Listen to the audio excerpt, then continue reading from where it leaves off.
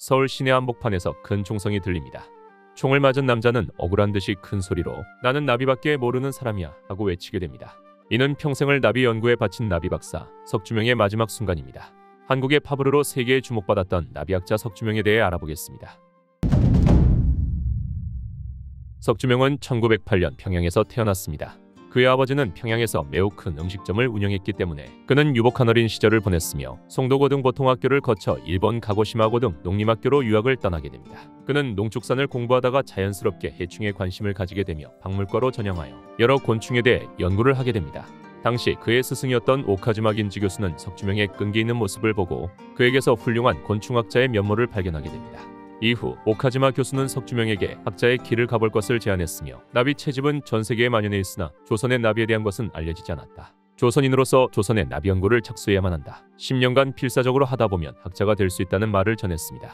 이 말은 석주명이 한국의 나비를 연구하게 된 계기를 마련해주게 됩니다. 그는 이때부터 자신의 연구 대상을 철저하게 한국의 나비로 한정하면서 자신을 한국학적 생물학자라고 칭하며 생물학의 민족적 가치를 부여했죠.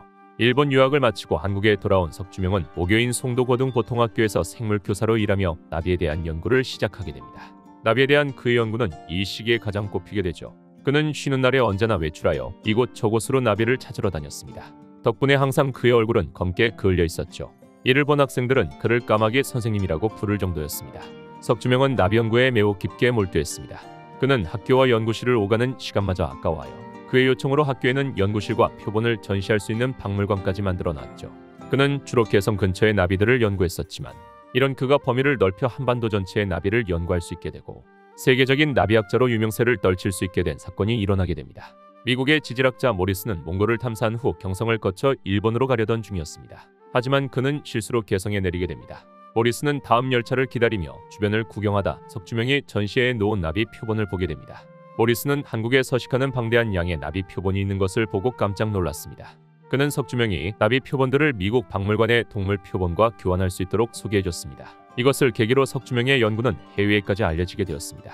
석주명의 연구는 1933년 미국 하버드 대학교 박물관 재단에서 연구비를 받게 되면서부터 날개를 달게 됩니다. 석주명은 지원받은 연구비로 한반도 전역을 돌며 나비를 채집했습니다. 지리산에서 처음 보는 나비를 발견했을 때는 3시간 동안 나비만 바라보며 쫓아 온몸이 피투성이가 되기도 했고 해가 지는 줄도 모르고 나비를 쫓다가 벼랑 아래로 떨어질 뻔했을 정도로 나비에 몰두했습니다.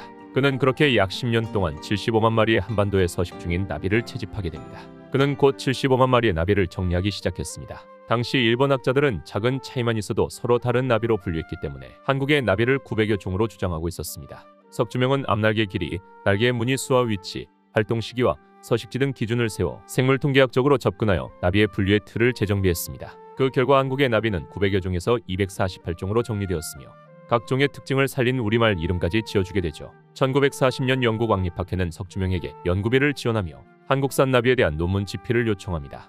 석주명은 한반도의 나비를 정리해 조선산 나비 총목록을 집필하게 되고 이는 일제강점기 시절 한국인이 쓴 유일한 영어 학술 저서가 됩니다.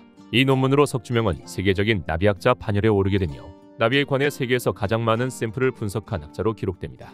광복 후 석주명은 다시 서울로 돌아와 국립과학관의 연구원장을 역임하게 됩니다. 1950년 한국 전쟁이 발발하며 사람들은 피난을 가기 바빴지만 석주명은 과학관에 있는 나비 표본을 지키기 위해 끝까지 자리를 지켰습니다. 하지만 그의 노력에도 북한군의 서울 시내 폭격에 국립과학관은 물론 소장되어 있던 15만 점의 나비 표본이 전부 불에 타버리게 됩니다. 그가 피땀 흘려 모아온 표본들이 한 줌의 재가 되어버린 순간이었죠. 그로부터 열흘 후 불타버린 국립과학관 재건회의에 참석하러 가던 석주명은 길에서 술에 취한 국군과 시비가 붙게 됩니다. 평안도 사투리를 쓰던 그는 그 자리에서 총에 맞았고 시신은 청계천 구석에서 가마니에 쌓여 차갑게 식어 버려진 채로 발견됐습니다. 당시 사건은 외신에도 보도될 만큼 충격적인 사건이었지만 누가 범인인지 끝내 찾지 못했다고 전해집니다. 주변 진술에 의하면 죽기 직전 그가 한 한마디는 "나는 나비학자요. 나는 나비밖에 모르는 사람이요." 라고 크게 외쳤다고 합니다. 그는 그렇게 허망한 죽음을 맞이하게 됩니다. 인생에서 가장 빛나는 시기에 한국의 나비를 쫓아다녔던 석주명. 그는 우리만의 생물학을 주창하면서 일본에 의해 잘못 분류되어 있던 나비 목록을 올바르게 수정하며 한국의 나비들에게 순우리말 이름을 지어주었습니다.